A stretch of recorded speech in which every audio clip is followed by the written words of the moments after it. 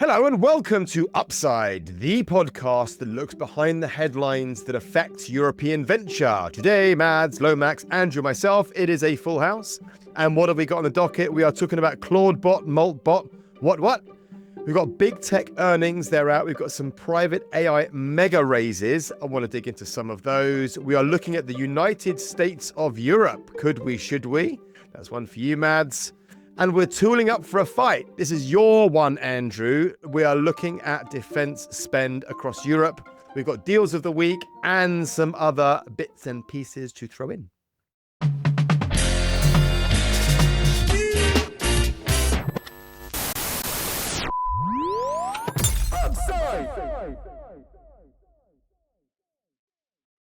Now, to start with, I want to just share that I was in Saudi Arabia for the first time this week. Has anyone been to Saudi?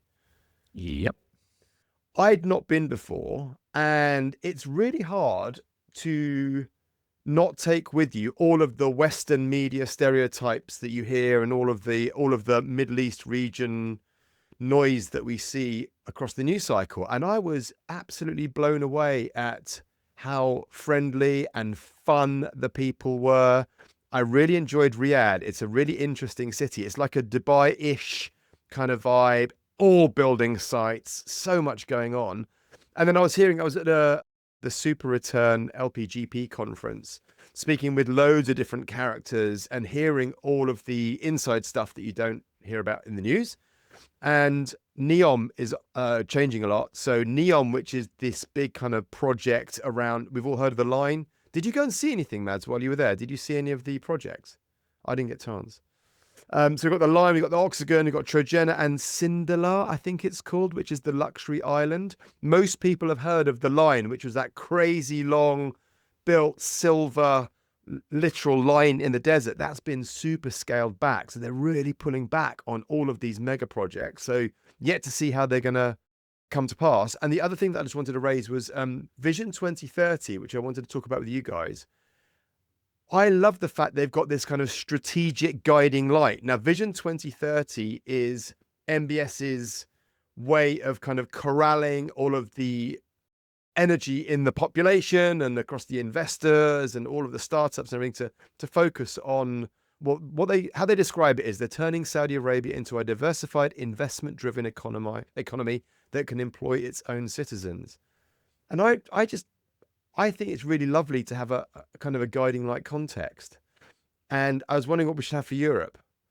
Any ideas as to what we should have as the guiding light for us? Make Europe great again. Mega. Mucka, make UK great again. But it just felt like, because they all have this kind of guiding reason to do business, invest, build, start up, do their stuff. I think we need something. I don't know what it is. That's an example of a centrally run regime, no? I mean, it's very different. But we can still have, I'm not sure. But it'll get ripped off every couple of years. The problem in Europe is that, I mean, even in the individual countries, we don't really have strategic guiding lights, do we? I mean, look at the UK's meandering at the moment, let alone we've got Europe. the 8 industrial strategies, right? Not that we should use those. There's no coherent mission for the country, though, is there? No, there isn't. I mean, I remember the 2012 Olympics was quite a galvanizing force. Obviously, wars. Did you see who's the political? Was it Ed Day? Who's the guy that runs? What's the third political party called? Yeah, Ed Davey runs the Lib Dem. The Dems. I forgot what they were called. Joe, I saw that he made a call for war bonds this week. Did you see that? Yes. So I kind of get the principle that this is like that's a rebrand for your fundraise, isn't it? A war bond. A war bond. I also saw that NEOM, by the way, back on Saudi has because they were hosting the Asian Winter Games in Saudi Arabia in 2029. Yeah, which is crazy. Like the skiing, the biathlon, all that stuff, but it's just been postponed. Has it? They're doing the World Cup in 2034, I think. Football, I'm not a footy but not fan, the freaking so Winter Games. Yes, they are. But they're doing. They've opened up. Obviously, they're the comedy festival. They've opened up the whole music scene. I who knows what to not believe, whatever. But it was just a really energizing trip and a very surprising trip. I didn't expect to I don't know what I expected. I really enjoyed it, and I can't wait to go back. To be fair, How much money did you close? Well, yeah, to be seen. What most regions want, and Saudi is no different. They want circular capital. They want foreign investors to come in and help build their ecosystem, which I totally understand. It was the same in Dubai when we spent time there. But they are also looking to. There are lots of Saudi families looking to invest in Europe. So there were some lovely conversations to be had, should I say, Lomax? Right. Anyway, enough of my stuff. Well, I've just a left field one there on the vision and mission for a country and the guiding light. So, we know what happens with startups when they grow up and eventually the founders leave and professional management takes over and they're IPO'd and they're run by boards and it all becomes a little bit stale. And I wonder, is there an analogy with democracies? Sort of, when you have these elected governance structures, they're good at steady as she goes and sort of just, continuing the status quo. But actually, if you look at the really dynamic, places, the United States was very dynamic, right? It was the founding fathers and it was sort of kind of all, going crazy. But then after a while, once the founders, they leave, is that when things get tired and it's just more steady as she goes? And actually, our model just isn't that well suited for, setting out a vision and going after it because 4-year election cycles and all that stuff. I just think we're really bad when we're not at war. So I think we need something that galvanizes the human spirit. And when everything's really nice and obviously in Western countries quite peaceful up until recently, it just feels like we kind of just fall off it all just gets a bit like BAU. And I hate the thought of it, but it feels like it's only when we're under pressure and the conflict that actually things kind of come together. But maybe we'll see. I don't know, Dan. I mean, you look at the the peace dividends. You look at the economic growth that both the Western world has seen since the end of the Cold War. Then I think that kind of goes against what you're saying there. Fair. And obviously America has, with the American dream and their capitalism and their rah-rah and their sales and their push, they've done okay. But at what cost? I mean, No, but society doesn't really function over there. It did feel like that, this shock treatment that Europe is getting is definitely being good for it, which we're going to come on to later today, I guess. But yeah, we are. Well, let's get into it. But we are going to talk a lot about Europe's renewal. But let's start with a bit of AI corner stuff. Has anybody here played with Clawdbot, now rebranded as Moltbot? Has anyone played with it? Yep. Of course, Matt. I haven't, mainly through fear. I didn't have a separate machine, so mainly through fear about in time not setting up a virtual machine, but just to set up. So Clawdbot, now Moltbot, a device built by Peter Steinberger, which I'd probably categorize as a personal intern. It's an agent on steroids, very, very smart, a bit of a game, I think a bit of a kind of an example game-changing agent, personal agent. And I think this is what Siri should have been. Now, incidentally, I think we're going to see the new Siri in February. I know I'm a big Apple fanboy and I keep bringing it up, but I think this is what Siri could be. But Mads, tee up a bit better than I just did what Moltbot is. So Peter Steinberger, he's an Austrian dev who built kind of some software and he sold it. And then he sort of said, look, I felt empty after cashing out. And, I don't like to sit around and just read. I would like to build stuff. So he's built this Moltbot here as a hobby. And it's an open source AI agent with full control of your system. So it can control the mouse, the keyboard, your data. And also connects to all kinds of services like your messaging and your WhatsApp. And then you can set it loose and you can ask it to do stuff. You can ask it to check in on things. You can ask it to go and find stuff for you. You can ask it to send messages. It can do all kinds of stuff. I saw a guy, did you see this, Mads? I saw a guy who negotiated a new car deal. Or the bot, the agent negotiated the new car deal. Did you read about that? There are all kinds of good stories coming out. I must say, it scares me a little bit giving it that much agency. And so, no, I have not asked it to make any investments on our behalf just yet. I saw the guy also did there was a guy who when it was Clawdbot. They changed name because Anthropic gave a cease and desist, so they changed it from Clawdbot, it's a lobster logo, so it's Claw, C-L-A-W. It's a play on the word and the logo. It's not Claude as in Anthropic's Claude. So they changed it to Moltbot, and there was a guy who uploaded all of his health data and access to Tesco, his shopping basket, and it built and bought. So it built a recipe for his body, for his health, went to Tesco, filled the basket, bought the stuff, and the stuff all got delivered automatically. So there are all these like little lovely stories of the guy negotiating for a new car. He got $4,500 off so it negotiated with all of these dealers in his local region automatically and got him a $4,500 discount ultimately. The Tesco one, there was another one, I can't remember what it was. Anyway, it's a very interesting moment in time, Mads. 100%. And it's sort of, it heralds what's ahead for us. I think it's still a little scary because, today we have agents and we use agents, right? And I use agents a lot, and, we use Claude Code and we set it up and we do stuff. But there's still a relative level of control in terms of what you do, and there's a defined scope. Whereas this is sort of more of an unconstrained scope. It is think about how to do stuff and then go out and figure out how to do it. You have access to my email, my WhatsApp. You can send messages to people. You can do all kinds of stuff that really, as you can imagine, could end up quite badly if you're not careful. You can power it by multiple different models. I mean, clearly, Peter Steinberger, the developer, he is a very sharp dev because the way he set it up is just really, really elegant. Right, so you don't have to connect it to Anthropic. You can connect it to other LLMs if you want.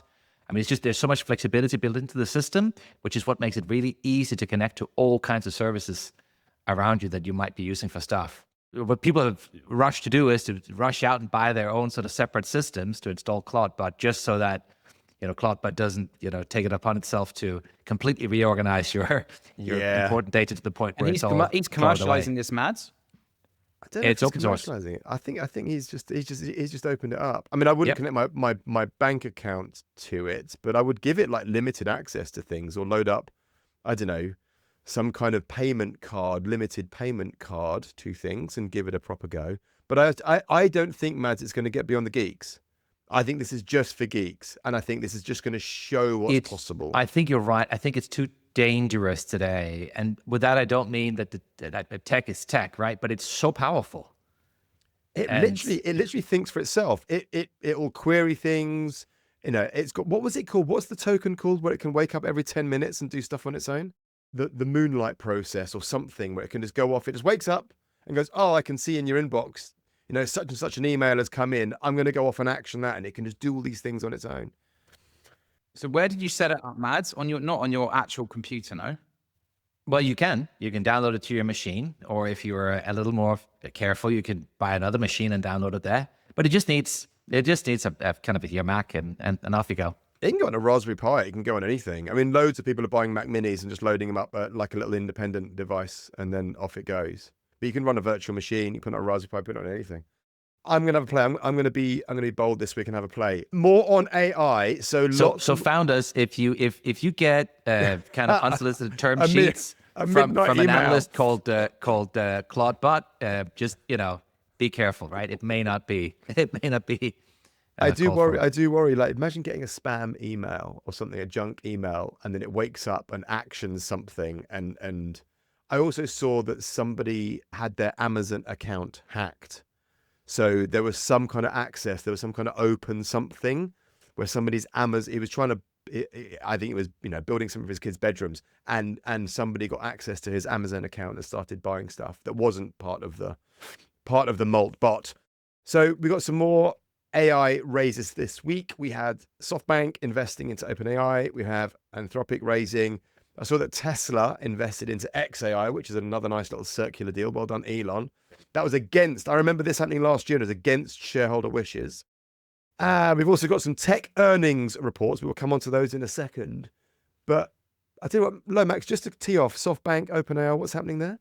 So OpenAI has obviously already raised like famous amounts of money. I think they've raised 64 billion already. Now looking to raise 160, I think is the number. Sorry, looking to raise 100 now, 100 billion in a new round. SoftBank have already gone big on OpenAI. Masayoshi Son, aka Masa, at SoftBank is known for his big swings, and this is no exception. Does he have the money? Has he got the money? Because I remember there was a Got the money challenge at as to whether SoftBank. SoftBank. Historically, his massive bet was 20 million into Alibaba, which became 130 billion. He's had a couple of whiffs with WeWork. And he sort of infamously sold Nvidia way earlier than he should have done, which I think, as of today's date, would have been worth 150 billion on a relatively small position. But SoftBank still are now doubling, tripling down onto OpenAI. They own 11% of the company now, and are looking to invest. What is it now? Another 20 bill, isn't it? How much so? I think it's another 20 bill. Another 20 bill on top of the 41 billion they've already put into the company. So it's Masa again going big. Interesting, and it's very counter to the current zeitgeist, right?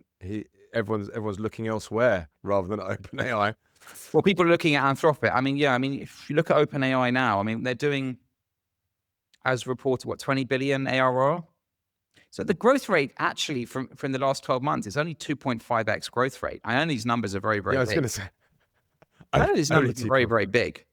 All right. What's happening at Anthropic, Mads? So they were in talks to do a $10 billion funding round. That's now been doubled to $20 billion due to oversubscription. Everybody wants into this hottest of hot AI companies. And it's a steal, a bargain. Just half the valuation of OpenAI, 350 headline. Revenue doubled to 10 billion, but doubled in the last 6 months. So growth rates are certainly higher than OpenAI's right now. A key difference to OpenAI is that the Anthropic team expects to break even by 2028. So before OpenAI, whereas Sam Altman over at the OpenAI team, he's basically said, we're going to keep investing and doubling down again and again and again. They're going to burn, 14 billion this year, OpenAI, I think, is the projection. Wow. And Anthropic, on the other hand, could be headed towards an IPO.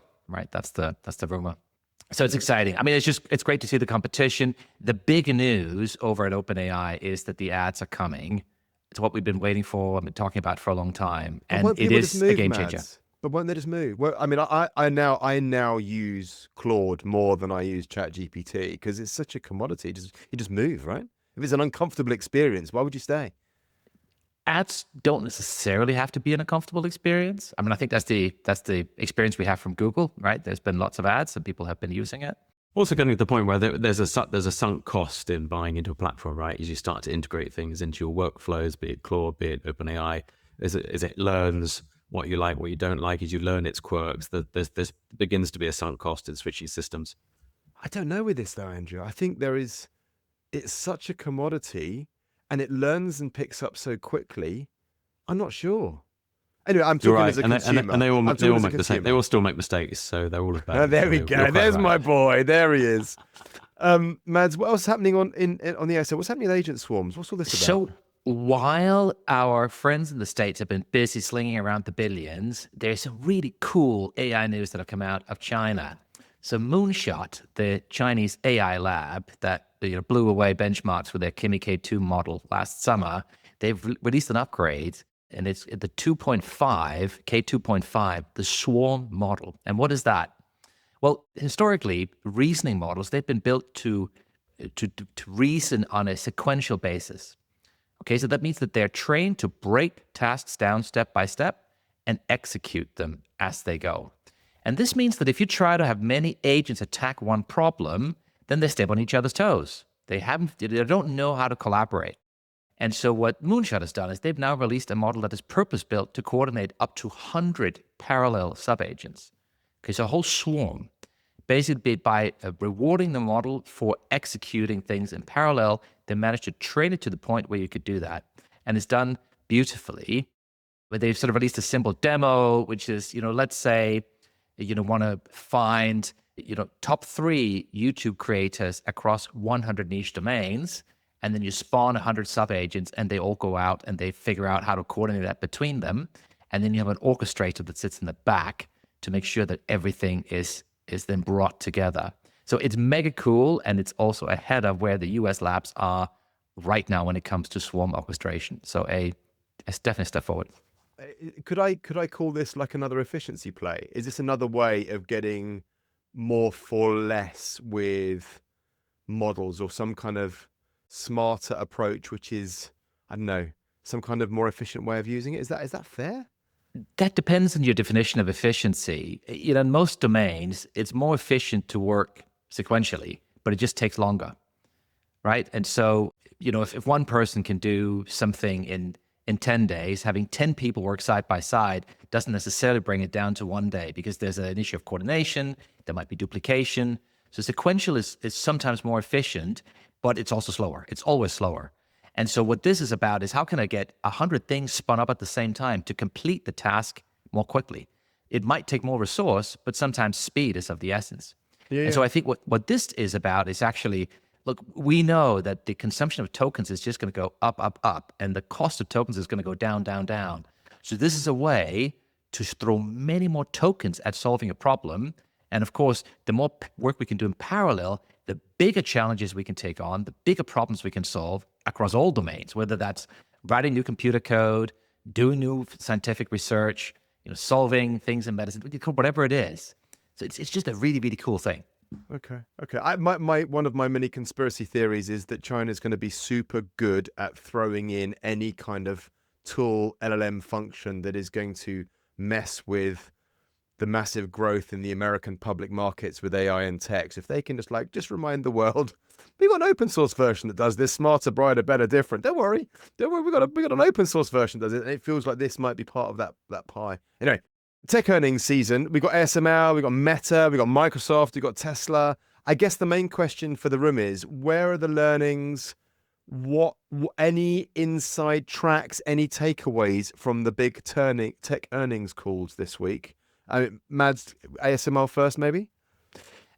So they had a fantastic quarter. Q4 bookings, 13.2 billion. It was a record order book. Chipmakers are clearly pumping money into capex, and it's a clear sign that nobody's giving up on the AI build out just yet. In 2025, people were saying, is this going to continue? And NVIDIA's order book was full, sold out all of 2026. Well, they're still buying capex, right? So the TSMCs of this world are still spending a lot of money on new lithography machines from ASML, meaning that if you look sort of into the future, there is an expectation from the people that have these capex bills that they'll keep being business, and they buy to orders. So there's a clear sign that the build out has legs well into 2027. Another interesting thing here is that China revenue is still as high as about 20% of the ASML revenue, and that's although the Chinese customers can't buy the highest ended equipment, they're buying stuff, both, older equipment, things to service, etc. So 20% of all of ASML. There's a big market there. And we could talk about some of the other companies, but in case anybody else has comments. Well, first of all, I think it's great when we talk about big tech earnings seasons to be actually talking about a European company for once, right? It is the only one, Lomax, to be fair. It's the most important company in Europe. I wanted to start strong, but it is the only one. We are going to, maybe there's a couple of other observations to go alongside Mads's point. So one is, for the first time, orders from memory chip customers surpassed logic customers. So this is the first time that that's happened. So it's a direct result of basically the desperate need for high bandwidth memory. So AI models are getting so large. But RAM's still kind of really problematic, though, isn't it? As part of the supply chain. Yeah, and so memory chip makers are now having a real moment, right? Because this has become the big three memory makers, SK Hynix, Micron, and Samsung, are basically sold out through to the end of 2026 now. So that's definitely something that's going on in the background. Interestingly, also, ASML announced big job cuts. So they're cutting 1,700 jobs in kind of the white collar kind of head office bureaucratic roles, and they're actually hiring a similar number of engineers. So that's good, a bit of European cut the bureaucrats and bring in the engineers. Boom. Is everyone else is doing the opposite. Everyone else is letting engineers go. I saw Amazon. Yes, of course. But these are engineers who are building these very, very specialist machines, right? They're probably working on their product roadmap, right? For machines in the future. It's a sign that they need to actually invest for what's coming next down the line, which I guess is a good sign. They're still persisting with relatively punchy share buybacks. They announced a $12 billion share buyback. I mean, I'd prefer to see them investing, in R&D, but why are they doing that? Well, Do you know? I don't know why. I mean, well, keep the shareholders happy, I guess. But Sure, but aren't they? Isn't there more to be done? Anyway, okay. Who else? Well, think back to what happened last year, right? How do you spend your cash? Well, you can M&A, you can buy stuff with M&A, you can invest in things, and they were investing in Mistral. They put money into that company and had a hiding, shareholders were telling them off, and we want share buybacks instead. But they put 1 billion into Mistral, right? They just did a 12 billion buyback. I mean, do you know what I mean? Like 100%. And wouldn't you much rather have seen them put 12 billion into investing in things that would grow the economy? Well, yeah, into their own next future generation of products and into 100%. other things, and to the ecosystem, into their supply chain. But that tells you something about whether management is culpable or whether it's shareholders that are just lacking vision and ambition. But something's not right. Bit of fear, maybe. Meta, what's happening at Meta, Mads? Well, just juxtaposing the two companies, there's a Meta and Microsoft. So both of them are plowing money like crazy into capex, into AI data centers. Both of them were great on revenue. So Meta, they were up 24% year on year, nearly 60 billion in revenue. The stock guidance is up. Everything was great. They're not selling models, but everybody is super happy to see them put more money into AI, because the story is basically, look, we're going to use the AI and we're using the AI to make our ad business better, and it's really working, and we're making money like bandits. Microsoft, on the other hand, are also making money, but Azure growth has decelerated while capex, the spend on capex is accelerating. And so the street was worried and saying, listen, you're spending more on capex, but your revenue growth is going down. That's the wrong correlation between the two. And therefore, the Microsoft share was sent down by 7%, despite beating earnings forecasts. So a tale of two cities there. And Tesla, I mean, I think I remember reading this is the first year that Tesla didn't make a profit. Is that right, Mads? So they've been loss-making before, but it's the first time they've had revenue decline. So the revenue declined because they've lost a lot of share. BYD has overtaken Tesla as the world's largest EV seller now. But even so, the stock was up.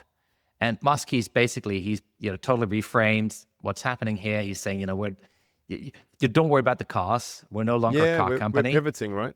We are a physical AI company. Is that what he's saying? That is what he's saying. Okay, Boom. we'll invest. There we go. Yeah. It feels like this is going to be styled out as a pivot into whatever, Optimus Primes or something. Well, into robo taxis and into Optimus program, right? If I was Tesla, I would be doing this. No, I mean, this is the smart thing to do.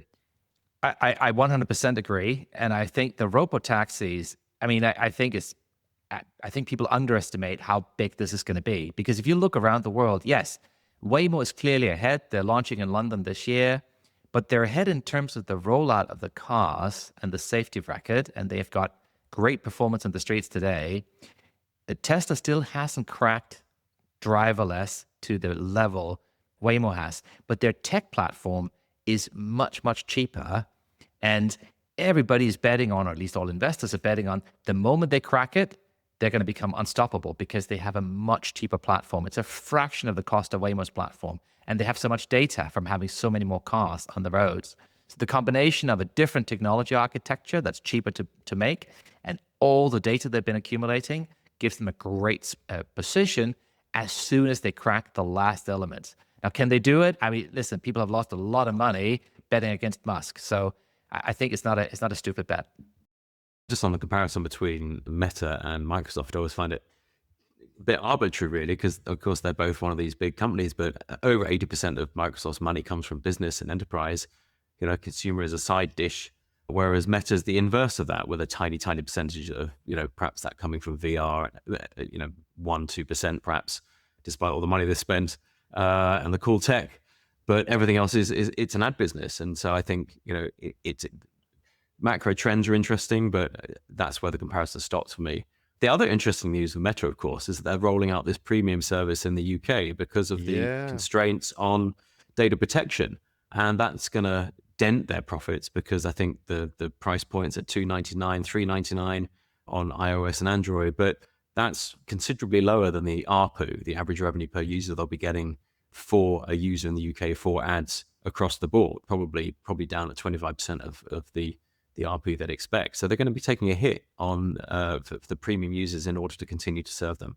And I suspect most users won't pay, the $8, $9 that they're probably making per user from Matt, active do you know users from the what platform. Meta's core revenue source is? Is it Instagram, or do you know which actual product that's the hot one? I don't. I'm not sure of the split, but Insta is certainly up there. I mean, it's and surprisingly, Facebook, the legacy platform, I don't know who still uses it, but apparently Old many people. people do.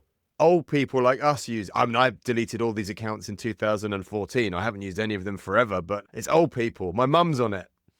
But best guess is that it's Instagram and Facebook, probably between the two. I should think they're probably I'm evenly split. intrigued. I'm gonna have a look. And I shouldn't have ended on a bummer. We've got Klarna. We've seen down on 30%.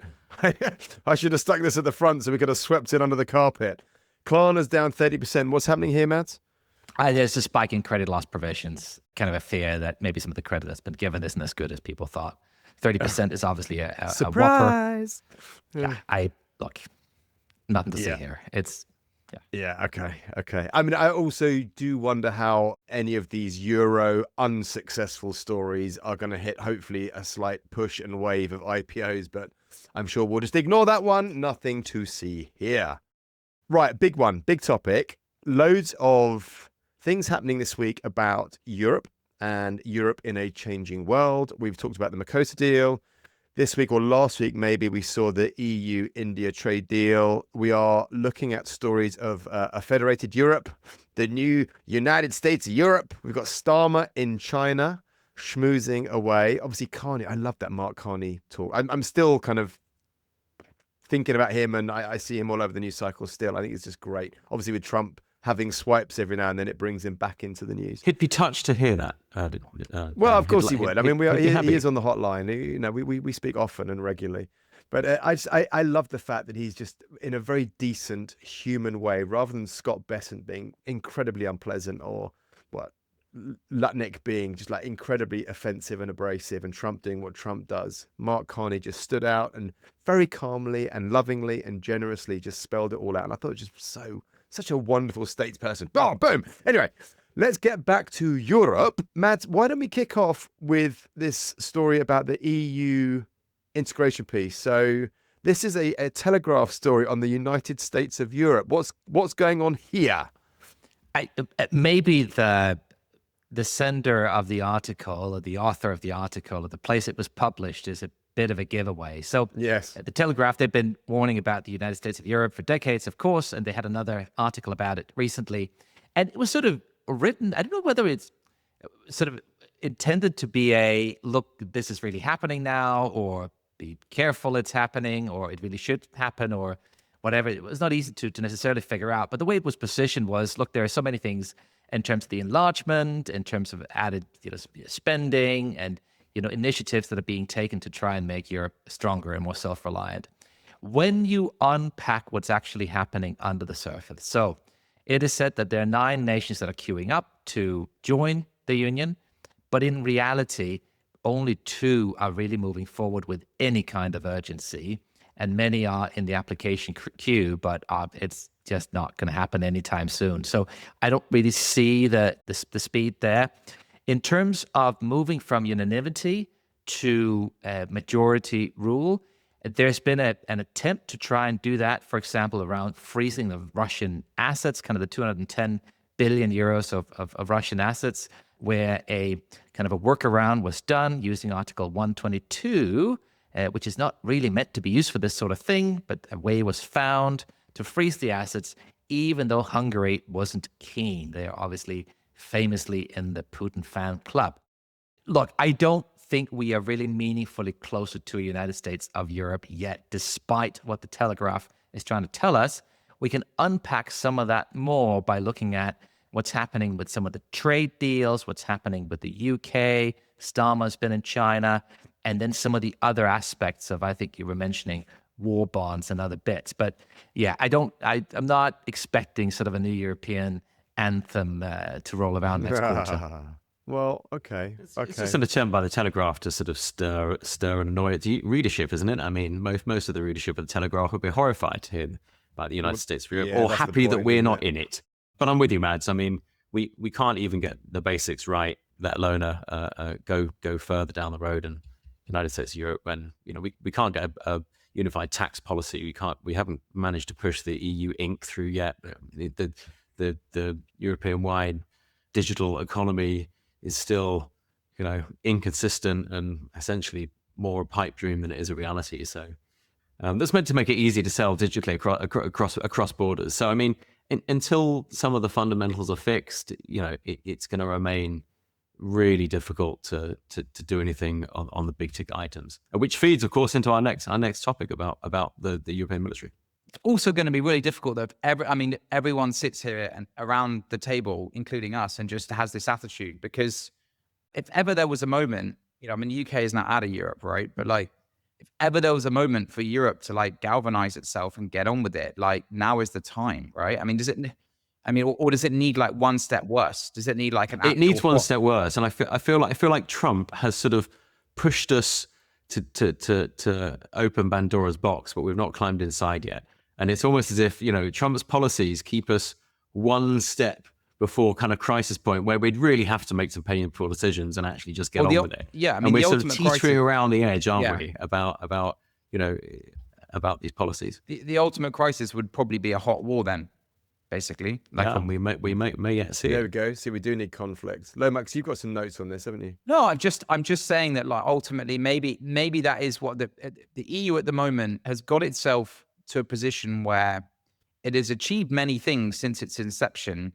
It has, in a way, kind of just been probably the original mission has crept and kept creeping where it needs to the point where it needs an actual formal reset now, which may be to kind of double, triple down on it and say, well, if we're going to do this bloody thing, let's do it properly, right? Which is actually, and United States of Europe is a branding thing. You can brand it as something different, but ultimately, maybe there is the conclusion is this actually only works where you do adopt a more United States of America type model, right? And this is in a way what Draghi was saying with his report. It's actually, we do need to integrate much more tightly. And actually there is a big upside here, which is this is the biggest, one of the biggest free trade unions in the whole world, right? The combined GDP is a superpower.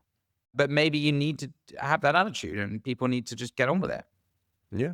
Europe is extraordinary. Let's not forget. It's unknown in the history of the world that for countries to work together and to create that union that has been created. So it's very easy to bash, to look at all the negative, as it always is, but it's an extraordinary achievement over the last 50 years to have created the European. Well, no, I'm just look at you. calling it as it is. It is extraordinary. And if you manage to also, and it has prevented, it has largely prevented any certainly cross-continental war within European countries, which was partly the and if you do layer in, war. Initiatives like a capital union, right? Where you actually fuse capital markets. There's Europeans historically, unlike Americans, are savers, which is both good and bad. But if you actually can consolidate and liberate that and allocate it wisely, rather than chasing, for example, US equities out of that, there is a huge opportunity. But I think the disconnect on the you said the right word, Lomax, I think, which is branding. And the United States of Europe is, as far as I can see it, only ever going to be branding. It's an aspiration, but the problems you see within Europe when it comes to policy making are rooted culturally quite often. And I've always felt very strongly that Europe is best configured and best at economic ties. And you have to accept that the history is not, the US has a shared history, and even it has problems between its states, and they have a far more coherent history than Europe does between the different countries. So I think it's a bit of a pipe dream that a United States of Europe in any form that resembles the United States of America would ever work or ever become to fruition. But I think we can keep pushing economic ties together. There isn't actually an irony in this, by the way, which is this is a historical reference, was that the states of America could not have combined, and if they suddenly tried to do it now, it would be a very, very awkward thing to do, right? In the same way that suddenly the European states try to It combined wasn't up. easy in the first place, Lomax. No, Look no, at no. what But it- ultimately, what galvanized them was the British, the common enemy, right? So Yeah, it's kind of back a to complete war. role reversal now. There is a sort of an age-old tension between in the integration, whether you go broad or whether you go deep. And you go back 25 years, there was this huge discussion about kind of this big bang eastward enlargement. Right? Should we bring in all these new democracies in Central and Eastern Europe into the Union? And people on both sides of the debate had strong arguments for and against. In the UK, there was a view that actually we should accelerate that integration eastward, because it'll mean two things. It'll broaden up kind of the market, more market access. That'll be good economically, but it'll also make it much harder to go deep on integration, so we can avoid this United States of Europe. And of course, one of the implications of that was that we then had the kind of very high level of immigration into the UK that ultimately was one of the triggering factors for Brexit. So it sort of came back to bite us at the time. Whereas on the other hand, there were people saying, listen, we shouldn't expand so quickly. We should take it more slowly, and we should go deeper on the integration to move closer to a federal model. I think, like you, Lomax, I mean, if we can find ways to combine a capital markets union and other things, it could unlock so much for us. But without a crisis to drive it, it's hard to say what will get us there. Think about some of the things that enabled the federalization of the U.S. I mean, as you said, it was the common enemy that was Britain, but it was also kind of all the losses of the war bonds that were raised by the U.S. states, and where Hamilton, he sort of pushed for, look, we'll federalize the debt, and in exchange, we'll create a Federal Reserve Bank in the U.S. and we'll federalize a lot of these economic policies because we'll take on the debt the individual states were forced to take on when they fought the British, right? So there was that swap, and is it that kind of crisis that will lead to similar integration here? And it probably is. But I think you're right, Andrew. We probably haven't seen something that's at quite the level yet. It has to be for us to take that next step. Humans are I mean, funny things, aren't we? you can't escape the heritage, and really, it was a Franco-German project designed to stop them tearing each other apart and to stop Germany becoming the only rich country in Europe after the war. That's the truth of it. And there were only very few voices back then who ever were harping on about a sort of United States of Europe. And I think I'm pretty sure Churchill was one of them. Well, there's a big debate, isn't there, about whether he just viewed it as Europe should go and do this, or whether the UK should ever be involved. But no, I'm pretty sure he thought Europe should just go and do this, and the UK right. shouldn't be involved. But let's not forget, I mean, he's the child of Britain that was, the most powerful country in the world that had a massive empire, and that's not exactly where we are today. Yeah, so then you overlay sort of the kind of Benelux plumbing, but there was never early talk or planning long term for a European army or even a unified tax system, a centralized sort of treasury with any significant power. And that shared political identity was always a sort of botched, wasn't it? It was never really manifested in a sensible way at the beginning. So I don't think that's going to happen. But I would love to see Europe work better. But to Lomax's point, that probably needs some hard questions about where we're going and changing what's already been put in place. And as we know, that's extremely difficult. Does anyone think Starmer's going to come back with anything useful or relevant from China? Well, other than being able to go there on holiday with no visa. Is the bar that low, Andrew? Is that where we're starting? Dan, I mean, a couple of the other news pieces was we had the EU doing the Mercosur trade deal recently, and then the India trade deal this week.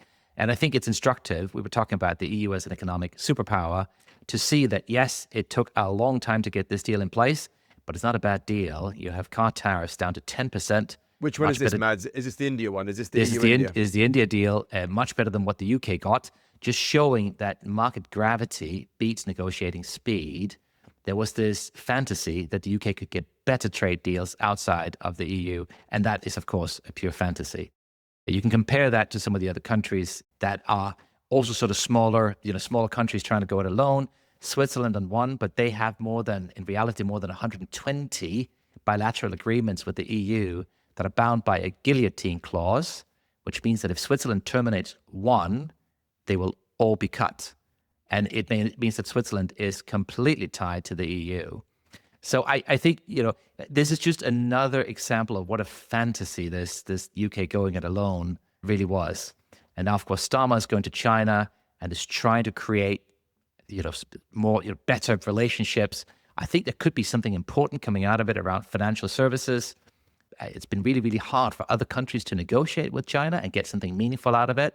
I think the Australians, they got some lobster exports, and the Germans didn't get very much at all when they tried. In France, they tried and they got a panda and, I don't know, some pigs they could export, but they didn't get some of the aircraft sales they wanted. But China genuinely, I think, would like to work with the UK for the London financial services market, because they're trying to get the Chinese currency to become a more important currency internationally. And London is an important center for global effects. Ooh, So there is potentially some leverage there. will the renminbi become the new reserve currency? Ooh. I'll take that as a no. And hasn't the UK government just agreed to the mega Chinese embassy in London? I think Has indeed. I'm sure there'll be some kissings in the ear. Andrew, one of yours next. We're looking at defense spending in Europe. Europe is tooling up. Maybe NATO isn't dead. Maybe we can go alone without the Yanks. Where did you want to take this one, Andrew? Well, I think from a startup technology point of view, this trend isn't going away. And I think that's interesting when we look at what we want to invest in, because the military and the defense industry touches every part of technology. And that's good news for the tech ecosystem. I mean, there are some big headline numbers here around, the German industrial will be producing more artillery shells than the whole of the US combined. That's probably a good thing if we do end up in a hot war. But fundamentally, we're going to have to keep at it for a while and be persistent in our policies and government spending if we want to catch up and be compelling as a war-fighting continent, just because we're still so far behind the US on independent capability. If you look purely capability-wise at sort of the tip of the spear, figuratively and literally, we know the key areas that we lack: surveillance and reconnaissance and intelligence, and a lot of that's driven by military satellites. The US have nearly 300. We've got a couple of dozen. If you're thinking about projecting power and how to attack maybe things deep inside Russia, we have no strategic bomber force. The Americans have over 150. We can't refuel our aircraft, but we've got about 150 tanker aircraft versus the Americans over 600-700 tanker aircraft. Strategic airlift is a problem. The Americans have hundreds.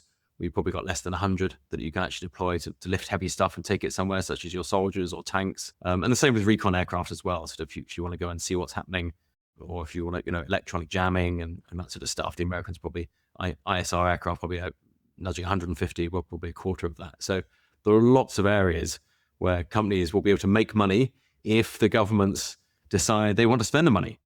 And that includes drones and everything else as well. So yeah, I mean, they have increased the budgets, but that's got to continue. And that will have to continue for years if we're serious about... sticky, it's committed, it's slow. That's well, what happens if Trump does not get in? What happens if one of Trump's disciples doesn't get in, and there's suddenly a renaissance of sort of rhetoric and friendliness from the United States in 3 years' time? We won't believe them, Andrew. The American public... No, Oh, I Trump don't is a know. symptom, not a cause. Well, my take is half the population of the states voted this man in. This could well happen again. I mean, I don't believe that anyone sure. is waiting in his wings with his charisma and his ability to do what he's done. I don't think Vance for sure can do that. But, this is not him. This is a country that has shown their potential true colors. So I think the trust has been broken personally. Whoever comes in, whoever ingratiates what. I do think you the government- underestimate how. I mean, look, the headline numbers have been put out there, and commitments been made in the future. I mean, don't forget that if you take the case of the UK, like the increase in defense spending as a percentage of GDP has been committed to increase, but increases don't kick in until 2027.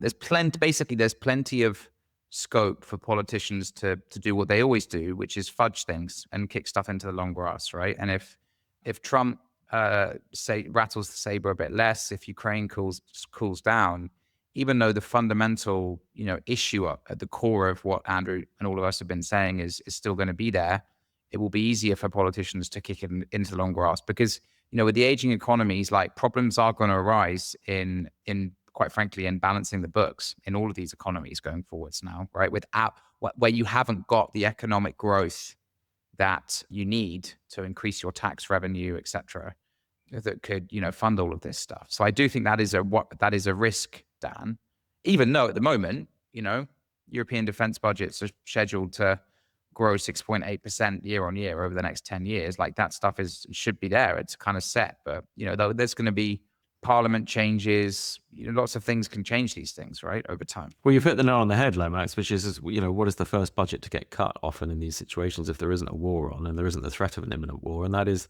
the defense spending. So I don't have a huge amount of faith that we're going to be consistent on this stuff.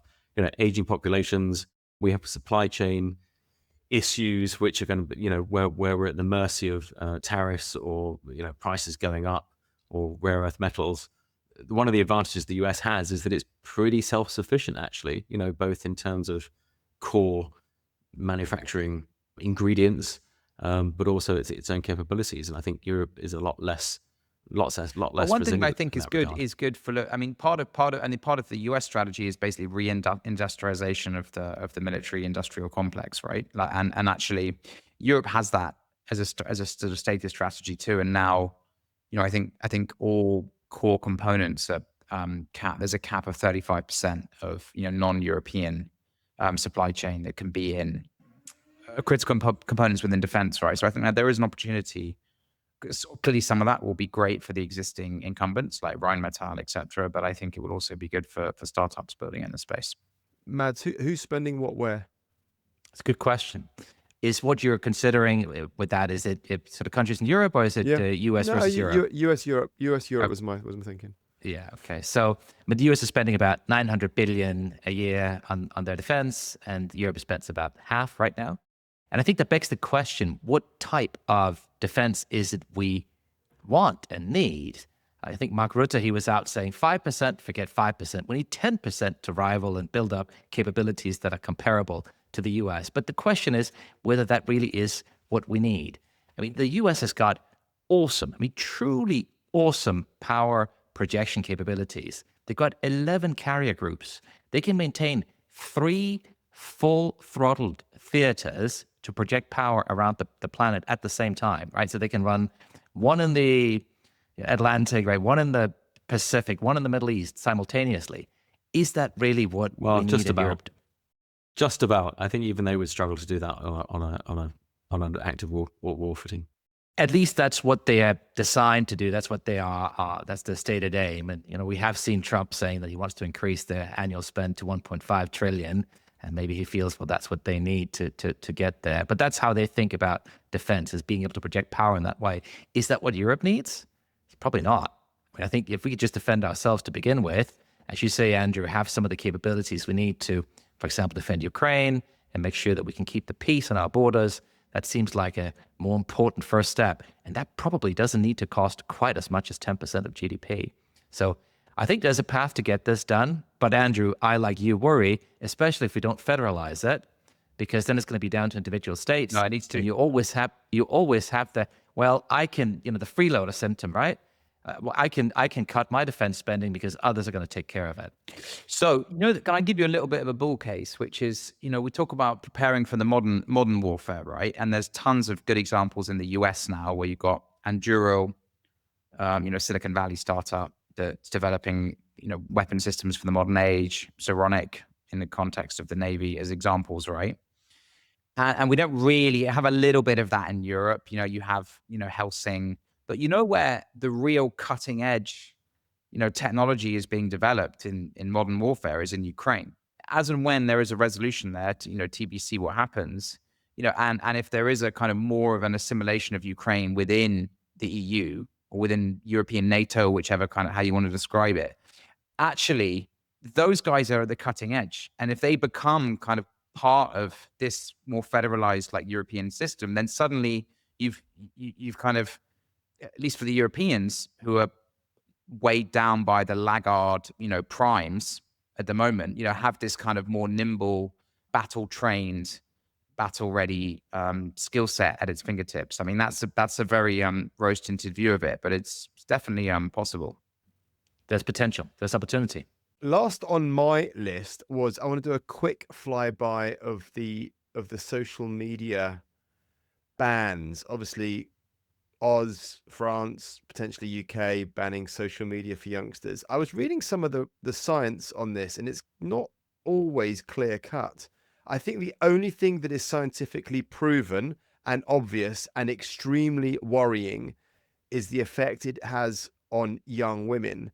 And I was reading one scientific study which incredibly scarily proves that young girls reach puberty faster because of social media. And I read this as that, well, hang on a second, what the heck, how does that even correlate? And I'm going to not do it a great service, but it's along the lines of when the body is under stress, our biology, or young girls' biology, is designed to reproduce faster because it's not in an environment of safety. So therefore, it doesn't have the time to grow, mature, learn. It has to have babies sooner. So young girls, because of the cortisol and the fear response and the anxiety inducing social media, are hitting puberty a lot earlier than they were pre-2012, when front-facing cameras hit the iPhone 4S and we were all, rather than sharing stuff and finding our network and our friends on social media, we became presenters and we became the object rather than part of our communities. And that was incredibly distressing to read. However, aside from that, on the social media front, where we're seeing a bunch of the tech giants, even in the US, this isn't a European thing, but even in the US, being taken to court for addiction and for problems caused in society and for young people with social media, the science isn't as clear cut as whether it's correlation or causation as to whether young people are being distressed and there is more depression, anxiety, and stress because of social media. However, we'll see how the court cases pan out. But did anybody want to take this? I didn't want to spend too long on this, but did anyone, maybe Lomax, have you got some notes on this? There's an interesting rollout here of how this might play out, right? In the context of social media, which is the Europeans, generally the non-Americans, are taking this as a designating this an important public policy matter, and they're coming out with policies and rules around it, right? And France has just, banned social media for under 15s. Australia did it earlier this year. There are certain other countries within Europe who are making steps towards it. So they're actually doing it at the legislative level. America kind of just leave it to the free market effectively. And now we have people, bringing legal cases against Snapchat, TikTok, and either settling out of court, before that happens, or it goes through the courts and, a judge orders, compensation, which we know in the US with punitive damages can be extremely high. So in a way, the Americans are laying, well, people just figure it out horizontally, and the Europeans and the Australians and actually elsewhere in Southeast Asia, places are being much more vertical and prescriptive about it, which you can make an argument for both. But to be honest, I think, given, I know you say the science may be fuzzy, but my personal view is like social media for under 15s is a very dangerous thing, and the government actually should be getting involved. Yeah. I'm not sure you can ban social media. I think teenagers will find a way. But that's a separate. That's the reports in Australia, but that's a isn't it? separate thing, Dan. I'm just talking about that's an enforcement, practical matter. It's more just should we as conceptually be endorsing this as a society? I normally veer towards the more libertarian side of things, but on this, I think something needs to be done. What's the point of having a law that just feels like, isn't it just more optics signaling? Oh, that's the wrong expression. Well, because for the reason virtue signaling through sort of laws that are unenforceable and don't work. I mean, cursory reports from Australia, a lot of kids are still using it and report it being ineffective, or they're using VPNs, or they're putting in a fake age, or I think if you roll out this law and you want it to work and you mean it, then you've got to do it in a way that means it's enforced. I don't know how you do that, but as a secondary question. Otherwise, don't bother. It's a 50 million Aussie dollar fine for the social media company that enables it or allows it. Well, I don't know if that's per case or if that's on a class. I don't know how that's going to be affected, but that's the. Anyway, listen. Anyone, Mads, you got any thoughts on this one? Yes. So in the United States, they've had a way to protect the platforms. They've had a way to protect their ability to put and publish content under this Section 230, which effectively is the thing that gets them to get out of jail free by saying, look, we don't take editorial responsibility for the content on our platforms. We just provide a platform and people can post stuff and it's sort of their responsibility. And what's interesting around some of these new lawsuits that are being filed is that they're not going to the content. They're going to the design choices made by the platform. And we know what they are. They're about engagement maximization, right? It's about creating a model and a set of algorithms that encourage people to spend as much time on the platform as possible. And that is now what is being litigated. So it's a very interesting legal angle that's being taken. We know that TikTok and Snapchat, they've both been settling out of court before trials begun. So they don't want to get anywhere near a discovery or a process here in court. But we also know that there are some holdouts, and Meta is one of them. So this is potentially sort of tobacco litigation territory we're coming to. It could be tens of billions in damages, and you could have executives understand, design documents exposed. This could be very, very explosive stuff. So certainly very interesting cases for those businesses. I think especially for Meta. Google, which is also going to be on trial, obviously has a much wider business model, so they'll be less susceptible. But this is 98% of Meta's revenue here that is being charged. Okay. Now, compare and contrast that to what's happening in the EU and in Europe, where the EU slapped a fine on X because of the bad stuff that has been happening, especially around Grok and some of the very inappropriate images that have been created there. Mosky sort of did take a view that, we'll comply, but he also complained and said, we should disband the EU and they're bad people. But it's interesting, right? In the US, you have the courts and litigation, and in Europe, it's been regulatory agencies that have been trying to step up here. I also saw this week, very, very quickly, that the UK government has pledged to train 10 million UK residents how to use AI. And I thought this was kind of cool. So the domain is aiskillshub.org.uk. It wasn't for discussion unless anybody has any points to raise, but I thought this was quite a speedy response and very ambitious, and I don't know how effective it's going to be. I don't know what the uptake will be. I've not seen in any of the main news feeds, but I thought it was kind of cool. They want to get 10 million people retrained on AI. I don't know if anyone, before we move on to deal of the week, anyone got anything to say on this? No, I think directionally it's right. I don't know if you saw today, it was also discussed that there should be new welfare programs for sectors and people affected by AI, and kind of talking about kind of universal income. And yeah, I think it's troubling that in a situation where we have more young people on welfare and kind of transfer payments than ever before, right? That we see further welfare programs as the solution here. So yeah, I think definitely training, providing skills, giving people the tools and instruments to help themselves become proficient with the new tools seems like a much better strategy than just trying to force more people or put more people on passive income. I thought it was kind of cool. I'm gonna keep an eye on and see what the uptake is. Right, Lomax, deal of the week. Sword, over to you. Sword Health out of Portugal has acquired Kaia for 285 million.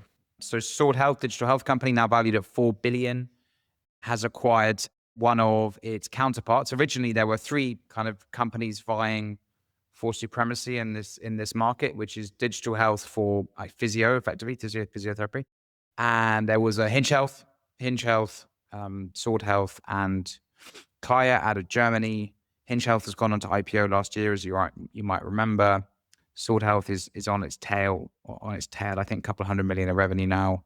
Kaia clearly hasn't necessarily quite worked out and has been acquired for 285 million. Kaia raised 125 million. And it's a great coup for Sword Health, which is becoming a bit of a consolidator now in that market because it gives access to the German market. 70 million people covered by the German national health system. and it's regulated as a kind of under the Germany's what they call DiGA, which is the Digital Health Reimbursement Pathway. So that's an exciting exit/consolidation within the digital health market. Very nice. Congrats, Sword. Mine was saw NVIDIA and Alphabet backing Synthesia at their 4 billion val, which I thought was kind of cool. Andrew, have you got a deal of the week? Well, actually, you stole my thunder. And Synthesia, it's fantastic for Victor and the team, and yeah, just very painful because we passed on it back in 2019. No, passed on Elvis. Mads, did you have a deal of the week? Nothing for you, Squire. Well, then we are done, my fine humans. I will see you next week. Thank you so much for your brains and your insights. Ciao, ciao. Bye-bye. Loved it all.